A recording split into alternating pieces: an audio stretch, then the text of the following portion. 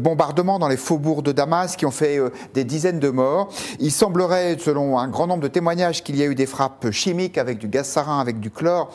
Vous vous souvenez peut-être que le 13 février dernier, Emmanuel Macron avait dit « Si la France a des preuves avérées que des armes chimiques proscrites sont utilisées contre les civils en Syrie, nous frapperons. Si c'est avéré, faut-il frapper, Erwan Lenan, militairement ?» J'avais compris, mais... Bien sûr, mais c'était pour préciser. Évidemment, la citation d'Emmanuel Macron, on dit que s'il y en a des preuves avérées, donc je ne suis pas le... Oui, c'est-à-dire des preuves, mais évidemment, mais il faut savoir, on frappera. Mais la question, je n'ai pas du tout la compétence pour y répondre, c'est est-ce qu'on peut, mais qui on frappe?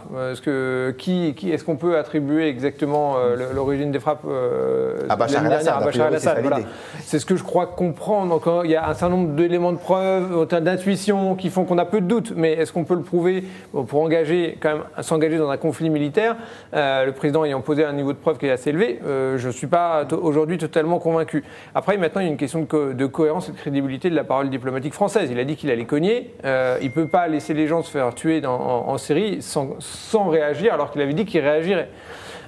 Mais sur ces sujets-là, de manière générale, je suis relativement prudent sur les interventions militaires à l'étranger dans des conflits qui sont ô combien complexes. On sait bien qu'au Moyen-Orient, il y a eu un certain nombre où il y a eu des interventions et que derrière, il n'y avait pas de solution alternative. Et ce qui a été le vrai problème, ce n'était pas la frappe, ce n'était pas de défaire Saddam Hussein, par exemple, c'était de ne pas avoir de solution alternative derrière. Et dans le cas de la Syrie, je ne suis pas convaincu qu'il y en ait. Mais je ne suis pas un expert. J'ajoute que cette prudence est partagée par les internautes du Figaro, puisque c'était notre question du jour. Êtes-vous favorable à une frappe française en Syrie après les soupçons d'attaques chimiques? Et donc, cette question a été posée sur le site internet du Figaro depuis ce matin, et les trois quarts ou presque de nos internautes considèrent que non, ce ne serait pas une bonne idée. Est-ce aussi votre avis, Thomas Hoffnung?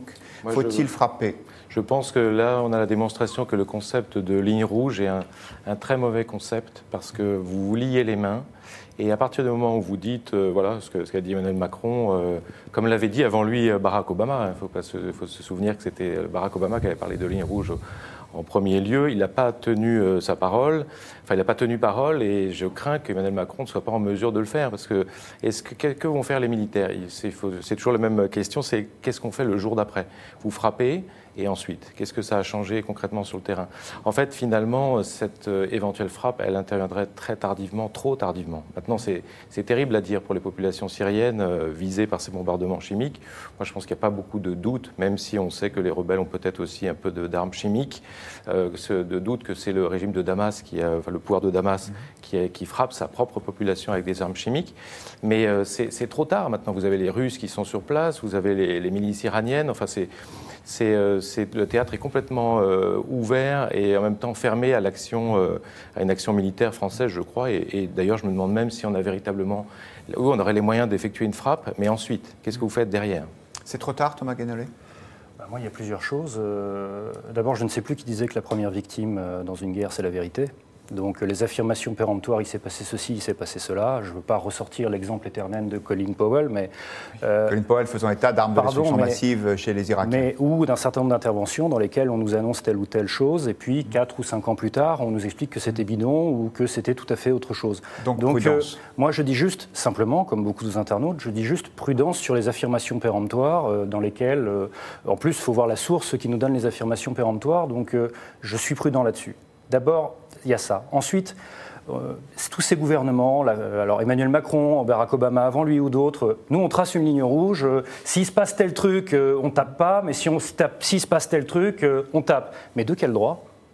Il y a un droit international, il y a un droit de la guerre, qui précise ce qu'on peut faire ou ce qu'on ne peut pas faire et dans lequel cas on encourt des sanctions. Ce n'est pas à des gouvernements, à des puissances de par leur propre autorité autoproclamée de dire voilà ce que je vais faire, je vais distinguer les crimes de guerre qui sont acceptables et d'autres qui ne le sont pas. Même quand les droits de l'homme sont très durement atteints.